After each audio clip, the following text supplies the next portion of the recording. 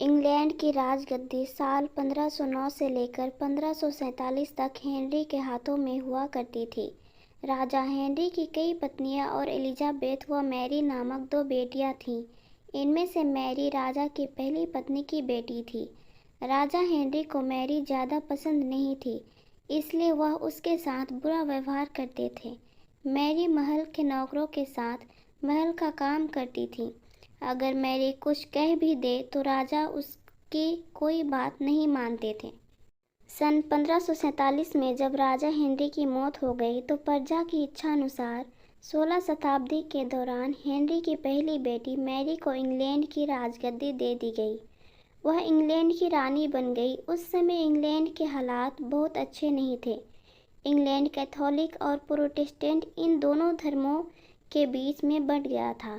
उस समय दोनों धर्मों के लोगों के बीच जंग छिड़ी हुई थी। रानी मैरी चाहती थी कि पूरे इंग्लैंड में सिर्फ एक ही धर्म हो, लेकिन लोगों ने उसकी यह बात मानने से साफ इनकार कर दिया था। इससे नाराज होकर रानी ने उनकी बात न मानने वालों को मौत की सज़ा दे दी थी। वह ऐसे लोगों को जिंदा भी जला देती थी। रानी मैरी की इस क्रूरता की वजह से इंग्लैंड के लोग उससे नफरत करने लगे। ऐसा भी कहा जाने लगा कि रानी मैरी कुंवारी जवान लड़कियों के खून से नहाती थी।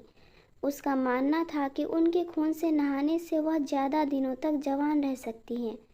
कुछ सालों बाद रानी मैरी ने शादी कर ली और कुछ समय बाद इंग्लैंड में एक खबर आई कि रानी मैरी गर्भवती हैं और जल्द ही उनके राज्य को उनका नया राजा भी मिल जाएगा।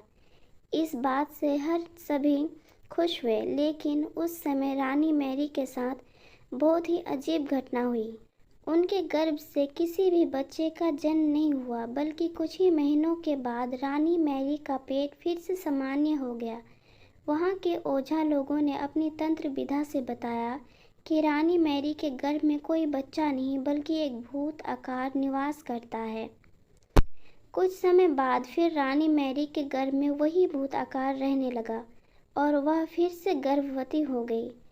इस बार भी रानी को कोई बच्चा नहीं हुआ और उस घटना के कुछ ही दिनों के बाद रानी मैरी की मृत्यु हो गई। इसके बाद मैरी की छोटी बहन एलिजाबेथ को इंग्लैंड की राजगद्दी पर बैठाया गया और एलिजाबेथ इंग्लैंड की नई रानी बन गई।